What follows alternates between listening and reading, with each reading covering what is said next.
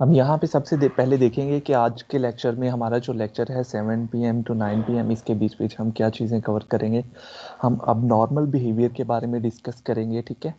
और उसके बारे में हम साइकोपैथोलॉजी के बारे में डिस्कस करेंगे कि अब नॉर्मल बिहेवियर क्या होता है, साइकोपैथोलॉजी क्या होती है, और अब मेंटल डिसऑर्डर्स कौन कौन से हैं DSM-5 में, और कौन और उनका क्राइटेरिया क्या है, वन बाय वन हम देखेंगे। और इसके अलावा मेंटल इलनेस क्या होती है और डेविएंट बिहेवियर क्या होता है, ठीक है। ओके, आप में से मोस्टली जो स्टूडेंट्स हैं उनको प्लीज़ वेट, 1 मिनट सिर्फ।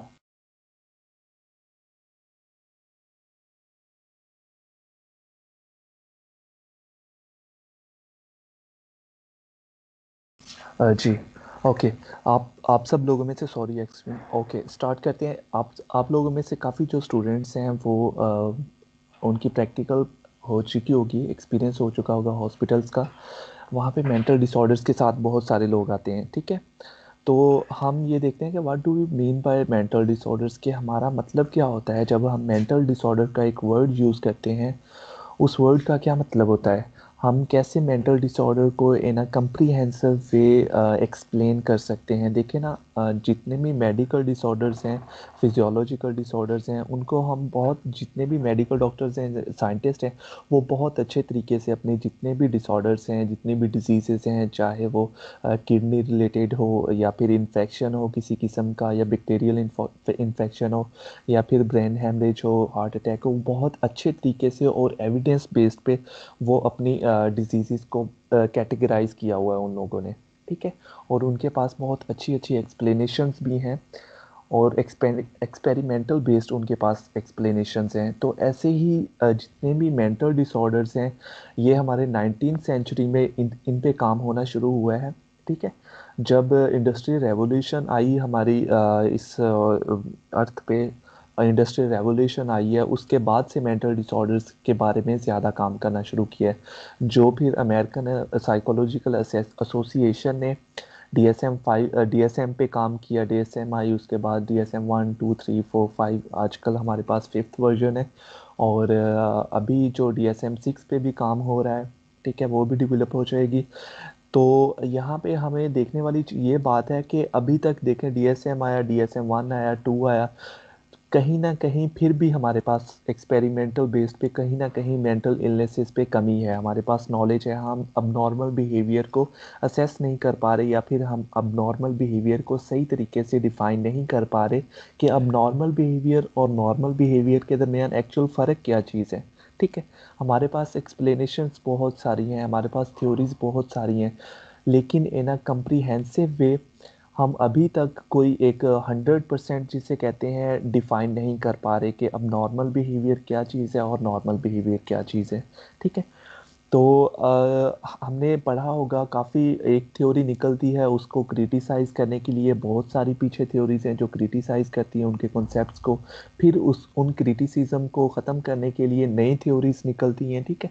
ऐसे मीन्स कि हमारे पास कोई ऑथेंटिक 100% कोई ऐसी टूल्स वगैरह या असेसमेंट स्केल्स नहीं है जो अब नॉर्मल बिहेवियर को एक्सप्लेन करके हमें बता सके। लेकिन काफ़ी हद तक आज जो है साइकोलॉजिकल एसोसिएशन जो है अमेरिकन, और ये इस चीज़ पे, और ICD-10 CM है, वो काम कर रहे हैं, मेंटल डिसऑर्डर्स को कैटेगराइज किया हुआ है। और आजकल जो हमारे जितने भी प्रोफेशनल्स हैं वो DSM-5 को फॉलो करते हैं, और ICD जो है वो मोस्टली साइकेट्रिस्ट फॉलो करते हैं, ठीक है। तो यहाँ पे हम देखेंगे कि who has a mental disorder, कि कौन से लोगों को मेंटल डिसऑर्डर्स होता है, ठीक है। और क्या वो मास मर्डर्स होते हैं, जो किलर्स होते हैं, ठीक है, क्या उन्हें हम मेंटल डिसऑर्डर की कैटेगरी में डायग्नोज कर सकते हैं, या फिर वो पीपल जो कट ऑफ हो जाते हैं अपनी सोसाइटी से, या फिर वो सोसाइटी से जब कट ऑफ होते हैं तो अपने लिए हार्मफुल बन जाते हैं, ठीक है। ऐसे बहुत सारे लोग हैं जो अपने हाथों पे, अपने रिस्ट पे, अपने बाजू पे कट वगैरह लगा लेते हैं, ठीक है, सेल्फ हार्मिंग उनमें बिहेवियर पाया जाता है। क्या वो मेंटल डिसऑर्डर में डायग्नोज हो रहे हैं, क्या हम उन्हें अब नॉर्मल बिहेवियर कहेंगे।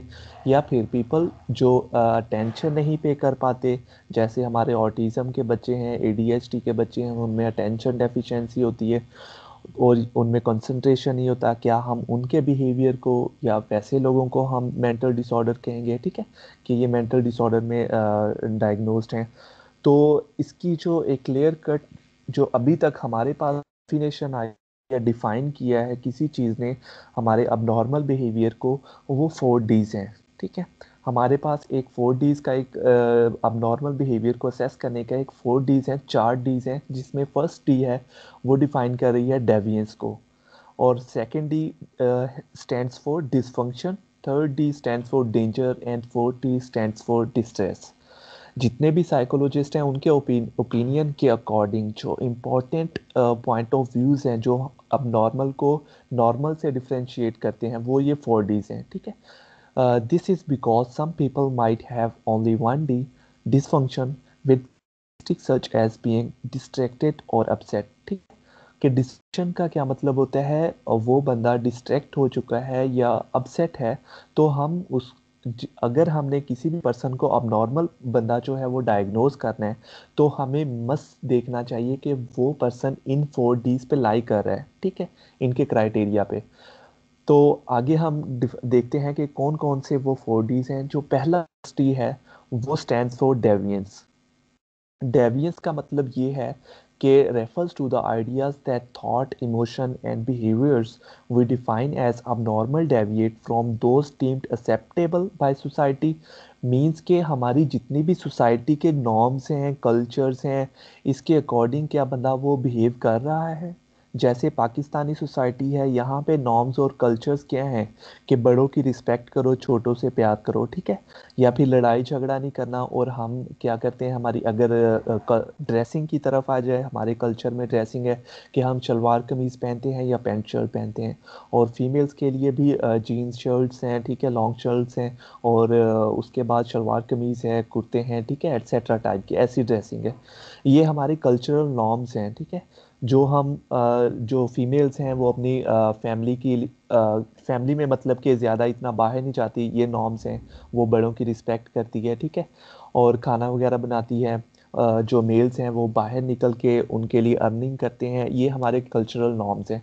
तो डेविएंस का मतलब यही है कि अगर पर्सन जो है वो ऐसे बिहेव कर रहा है कि वो अपने कल्चर के नॉर्म्स और वैल्यूज़ के अकॉर्डिंग वो पूरा पूरा उतर है, वैसे बिहेव कर रहा है, तो वो नॉर्मल पर्सन है, ठीक है।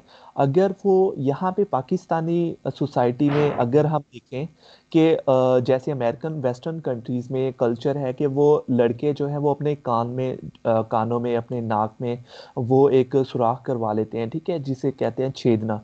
वो नाक पे भी छेद छिदवा लेते हैं, और कान भी, और सम टाइम वो अपने जो आईब्रोज होते हैं उनको भी वहाँ पे रिंग डाल लेते हैं। वही अगर कल्चर पाकिस्तानी लड़के अगर वही अपनाएं और वहाँ पे अपने कान भी वो छिदवाएं, ठीक है, सुराख करवाएं, वहाँ पे वो डालें, रिंग भी डालें, ठीक है, या अपने गले में वो ब्रेसलेट्स डालें जैसे बाहर वाली कंट्रीज में डालते।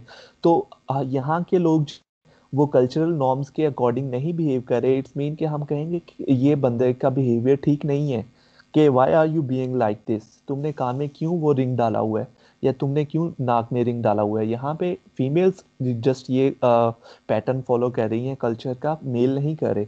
इसलिए यहाँ पे वो जो कल्चर नॉर्म्स हैं, वैल्यूज़ अगर वेस्टर्न वाली पाकिस्तान में हम अप्लाई करें, तो वो अब नॉर्मल बिहेवियर कहा जाएगा उसे, ठीक है, कि ये नॉर्मल बिहेवियर नहीं कर रहा। तो डेविएंस का ये मतलब है। ओके, नेक्स्ट अगर हम डी देखें, second D stands for dysfunction. अगर किसी पर्सन को साइकोलॉजिकल डिस्ट्रेस या इमोशनल प्रॉब्लम है, उसकी वजह से उसके रोज़मर्रा के ज़िंदगी के काम जो हैं वो सही सरंजाम नहीं दे पा रहा, तो हम क्या कहेंगे कि ये इसमें अब नॉर्मेलिटी आ रही है। अब देखें ना, हमारी नॉर्मल रूटीन्स में हमें डिप्रेशन भी होता है, हमें डिस्ट्रेस भी होती है, हमें एंग्जाइटी भी होती है, नॉर्मल लोगों को भी, ठीक है। लेकिन फिर भी हम अपने जो डेली लाइफ के रोल्स हैं, चाहे वो जॉब रिलेटेड हो, एकेडमिक रिलेटेड हो, चाहे अगर हाउस वाइफ है, उस रोल है, बेटी का रोल है, वो हम सही से परफॉर्म कर रहे हैं, ठीक है, हमें डिस्ट्रेस एंग्जाइटी होने के बावजूद भी। लेकिन अगर एक पर्सन है, उसको एंग्जाइटी हो जाती है या डिप्रेशन हो जाता है, या उसको कोई ट्रॉमेटिक इवेंट आता है, उसकी वजह से वो अपने लाइफ रोल्स जो हैं, अपने फंक्शन सही तरह तरह से परफॉर्म नहीं कर पाता, तो फिर हम उसे कहेंगे कि वाकई ये अब नॉर्मेलिटी की तरफ जा रहा है, ठीक है। तो ये चीज़ है। और थर्ड डी जो है, इसमें डिस्ट्रेस आ जाता है कि accounts for the negative feelings of individual with psychological disorder. कि अगर एक पर्सन में नेगेटिव फीलिंग्स आना शुरू हो जाए, उसकी इमोशनल डिस्टर्बेंस स्टार्ट हो जाए, उसका मूड बिल्कुल लो हो जाए, वो लोगों से मिलना जुलना छोड़ दे, तो फिर जो है वो इट्स मीन कि वो डिस्ट्रेस में लाई कर रहा है पर्सन, ठीक है। उसमें अब नॉर्मेलिटी आ रही, उसके इमोशनल प्रॉब्लम्स की वजह से वो उसने उठना बैठना लोगों के साथ छोड़ दिया, वो अकेला रहना शुरू कर दिया है। तो इट स्टैंड फॉर डिस्ट्रेस, ठीक है, जिसमें इमोशनल या नेगेटिव फीलिंग्स आ जाती हैं। ओके, फोर्थ डी क्या है क्राइटेरिया अब नॉर्मेलिटी का, वो है डेंजर। अगर एक पर्सन है, एंग्जाइटी आ रही है, हमें भी आ रही है, नॉर्मल लोगों में हम कहते हैं हमें भी शायद डिसऑर्डर है। जब हम DSM-5 पढ़ेंगे ना, तो हम जितने भी डिसऑर्डर्स के क्राइटेरिया पढ़ेंगे तो हमें लगेगा कि ये तो क्राइटेरिया हमें भी सिम्टम मौजूद हैं, तो क्या हम भी इस डिसऑर्डर में डायग्नोज हैं? लेकिन नहीं। लेकिन नहीं, वो इस वजह से क्योंकि हम इस 4 Ds में लाई नहीं कर रहे। हम अपने उन सिम्टम्स की वजह से, जो साइकोलॉजिकल सिम्टम्स हमें आ रही हैं, नेगेटिव इमोशंस, बैड मूड आ रहा है, हमें एग्रेशन आ रहा है, हम अपने आप के लिए डेंजर नहीं बन रहे, या फिर हम दूसरों के लिए खतरा नहीं बन रहे। अगर पर्सन ऐसा है जो दूसरों के लिए खतरा बन रहा है, उसकी उसकी जो साइकोलॉजिकल डिस्ट्रेस है, वो दूसरों के लिए खतरा बन रही है या अपने लिए उसके लिए हार्मफुल है, ठीक है। या वो बंदा देखे ना सुसाइड करने जाता है, तो हम क्या कहते हैं उसे कि ये तो पागल हो गया, ये सुसाइड करने जा रहा है, अपने आप को खत्म करना चाह रहा है। या फिर अपने आप को हार्म करता है, अपने बाजू पे कट लगाता है, ठीक है, या अपने गले पे कट लगाता है, तो हम क्या कहते हैं कि इसका दिमाग खराब हो गया है, ये ऐसा बिहेव कर रहा है। जैसे मैंने पिछले दिनों आपको एग्जांपल दी थी एक आर्मी पर्सन की। उसने कहा कि अगर ये लड़की से मेरी शादी नहीं होती तो मैं तो सुसाइड कर लूंगा, ठीक है। फिर उसके ऑफिसर्स ने उसे साइकेट्री डिपार्टमेंट भेज दिया कि उसकी असेसमेंट के लिए फर्दर और मैनेजमेंट के लिए, कि उसमें अब नॉर्मेलिटी आना शुरू हो गई। उसका पॉइंट ऑफ व्यू ये था कि अपने आप को ख़त्म कर लूँ। तो हम एक पर्सन को जब भी डायग्नोज करेंगे अब नॉर्मल बिहेवियर के साथ, तो हम ये ज़रूर देख लें कि उस पर्सन में ये चारों डीज जो है वो लाई कर रही हैं, इन चारों डीज का क्राइटेरिया फुलफिल कर रहा है वो पर्सन। फिर हम उसको आगे कहेंगे कि वाकई इस पर्सन में अब नॉर्मेलिटी है, ये पर्सन अब नॉर्मल है मेंटली या बिहेवियरली, ठीक है।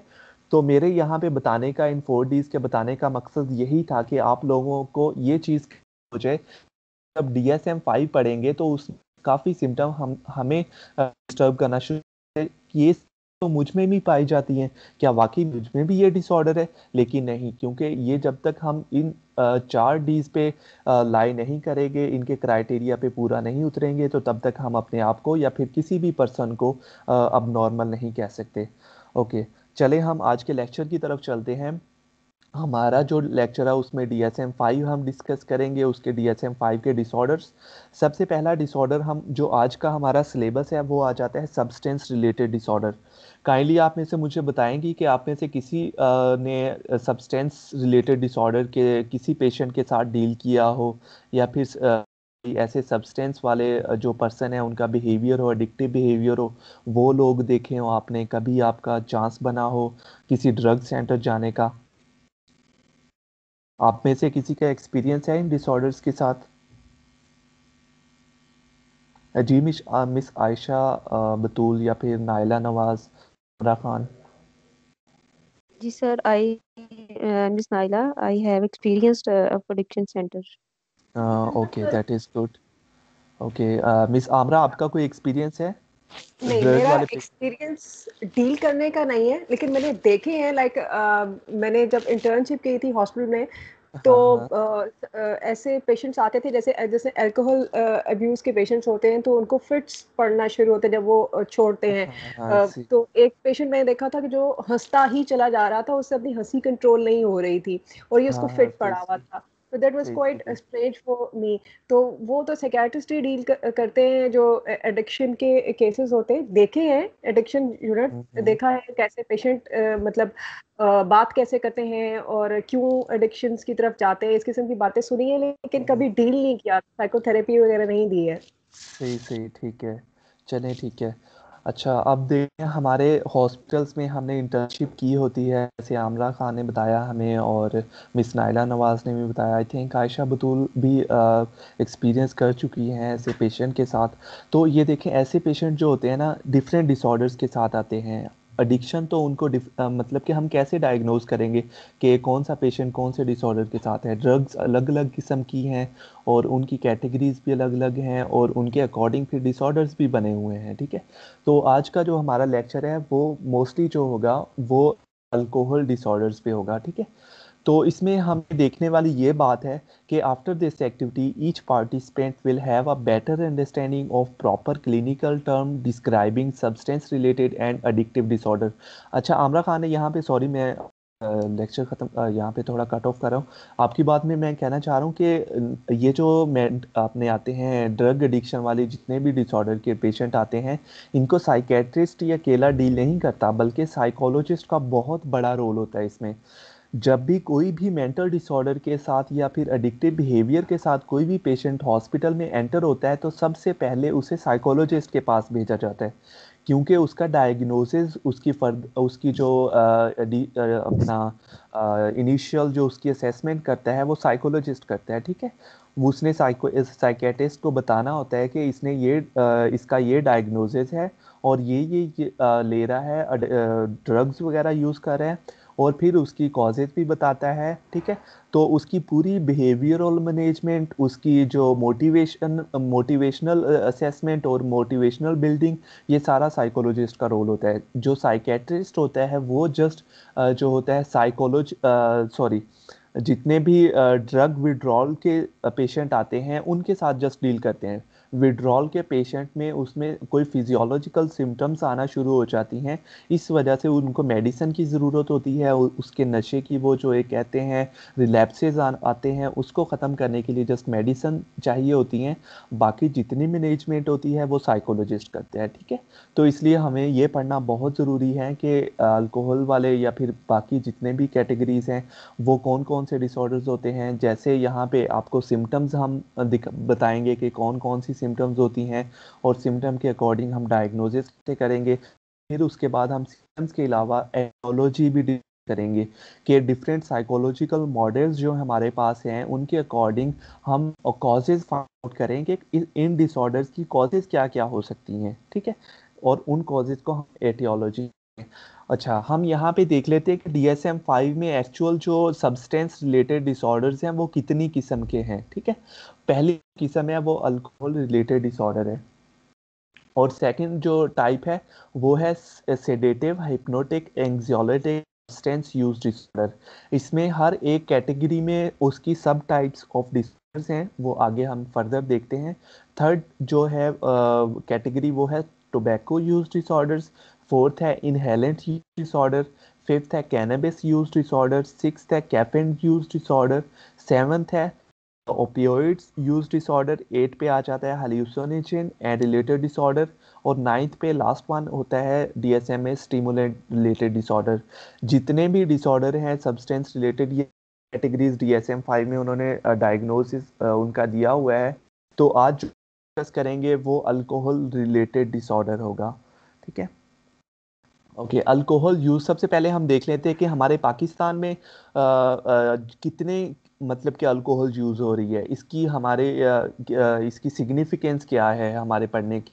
यहाँ पे ये हमारे यहाँ पे साइकेट्रिस्ट डॉक्टर सदाकत अली, उनकी एक रिसर्च प्रोजेक्ट के अकॉर्डिंग जो है उन्होंने कहा है कि पाकिस्तान में 20 मिलियन पाकिस्तानी जो हैं फ्रॉम डिफरेंट रिलीजियस ग्रुप, वो चाहे इकोनॉमिक क्लास के हो चाहे इलाइट क्लास के हो, वो अल्कोहल यूज़ कर रहे हैं, ठीक है।